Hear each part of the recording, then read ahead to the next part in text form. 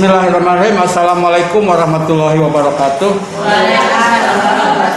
Kita akan jawab pertanyaan yang pertama, yaitu mengenai paragraf, jenis paragraf. Yang ditanyakan, Pak, paragraf yang dimulai dari hal-hal yang sifatnya penjelasan lalu diikuti dengan sifatnya kesimpulan, itu disebut paragraf apa? Ya, seperti kita ketahui ya, yang namanya paragraf kan ada deduktif, ada induktif. Nah, deduktif Bapak sebutkan dulu ya, hal-hal yang dimulai dari sifatnya yang umum lalu khusus. Itu sama dengan hal-hal yang sifatnya kesimpulan lalu penjelasan.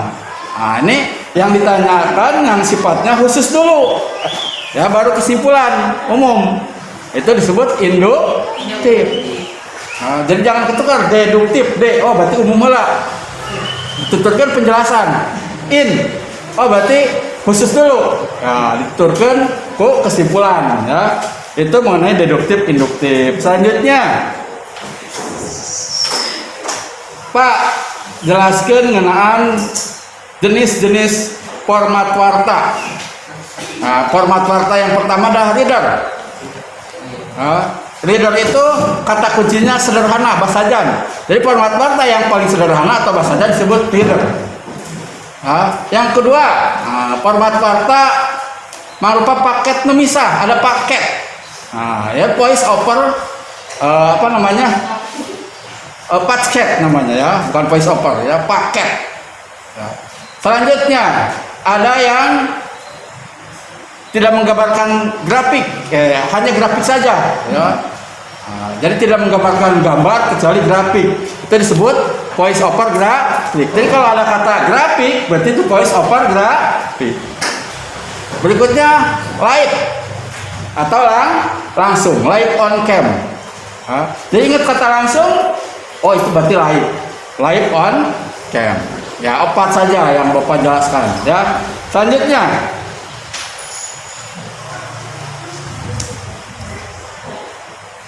Pak, sebutkan jenis-jenis sisindiran. Nah, jenis-jenis sisindiran itu ada siliasi, asmara. Ya, ada dalam bahasa Sunda yang disebut siliasi atau asmara. Contohnya misalnya, hayang teuing angeun waluh di oncoman. Hayang teuing gerawau geus wau di oncoman. Saya ingin buru-buru kenal. Kalau sudah kenal saya ajak main-main gitu. Lain main-main tepuguh ya. Saling berkenalan ya. Itu ya. Contoh 2, papatah atau nasihat ya. Contohnya, sing rajin nginum jajamu atau sing getah nginum jajamu, nuguna nguatkeun urang. Sing getah nuntut ilmu, nuguna dunia akhirat. Sing getah nuntut artinya menyuruh untuk rajin menuntut ilmu. Itu disebut papatah atau nasihat. Aya juga sisindiran sifatnya sesebred. Nah, sesebred mah lulucon. Tapi kadang-kadang ini sifatnya menghina orang gitu ya, menghina orang. Tapi menghinanya tidak langsung fisik, tidak. Ya, dalam artian masih di batas kewajaran. Nah, ini kalau bisa dihindari hal-hal yang seperti ini. Ya, tidak akan Bapak kasih contoh, kurang bagus. Ya, lanjut berikutnya.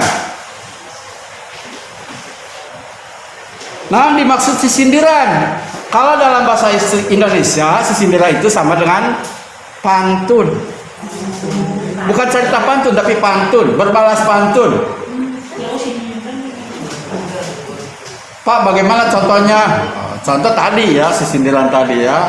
Ada yang pepatah, ada yang asmara, ada yang heureuy atau ngarang-ngarang batur. Itu disebut sisindiran ya. Ciri-cirinya ada 4 baris. 1, 2, 3, 4 baris. Kalau bahasa Sunda itu 4 padalisan. Pak, ada sisindiran yang 2 baris, ada tapi salah ya. Contoh, buah batu daya kolot, nyeri huntur nepi ka kolot. Nah, itu sisindiran tapi salah, bukan seperti itu ya. Karena harus 4 baris. Satu kata atau 1 baris itu terdiri dari 8 suku kata. Hayang teuing angeun waluh, ha, yang, teing, a, ngen, wa, lu. 8 suku kata. Ya. Semuanya itu 8 suku kata. Ciri berikutnya, baris pertama, baris kedua itu cangkang. Baris ketiga dan keempat itu isi. Artinya menyindir orangnya di baris ketiga dan keempat. Ya, si sindiran tuh. Berikutnya ada Purwakanti. Nah, Purwakanti baris pertama, Purwakanti dengan baris ketiga. Baris kedua, Purwakanti dengan baris keempat. Nah, contoh tadi ya, sing getong ini menjajamu, nuguna nguatkeun urat. Sing getol nuntut ilmu, nuguna dunia akhirat. Nah, itu contoh ya. Berikutnya, lanjut. Populerna hiji lagu terlepas tina peran artisna. Sahan ngopularkeun lagu Sisi Laut Pangandaran Doel Sumbang. Ya, Doel Sumbang tuh salah seorang artis anu nasional sebenarnya ya. Lagu-lagunya terkenal dengan lagu-lagu kritik dan lagu-lagu asmara, romantis. Ya. Lahirnya Doel Sumbang itu di Bandung. Ya. Bentuk tubuhnya gede ya. Pernah lihat? Masa belum lihat? Ya buka aja di Google ya, Google gambar, ketik Doel Sumbang, Doel Sumbang. Nah itu pasti langsung ada muncul namanya. Ya ganteng siga bapak. Lanjut berikutnya.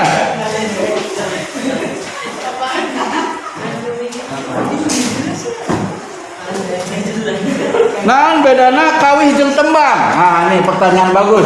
Apa bedanya kawih dan tembang? Ingat, tembangnya di sini bukan tembang istilah dalam bahasa Cirebon. Kalau dalam bahasa Cirebon, tembang itu dangdutan ya tembang. Tembang pantura itu nyanyi, lagu modern. Nah, dalam bahasa Sunda, tembang dengan kawih itu perbedaannya ya. Pertama, tembang itu biasanya berbentuk musik tradisional ya, diiringi oleh musik tradisional, kacapi, suling, itu tembang. Lagu-lagunya juga lagu klasik atau lagu tradisional ya, itu disebut tembang. Pupuh biasanya ya, Cianjuran ya. Sedangkan yang dimaksud kawih ini sama dengan tembang yang di istilah tadi Bapak sebutkan, tembang pantura itu nyanyi atau lagu-lagu yang sifatnya modern. Iringan musiknya pun musik modern, keyboard, kendang dan sebagainya. Itu disebut atau itu perbedaan dari tembang dan kawih. Ya, sampai di sini ada yang belum paham? Oke, kalau sudah paham Bapak tutup. Assalamualaikum warahmatullahi wabarakatuh.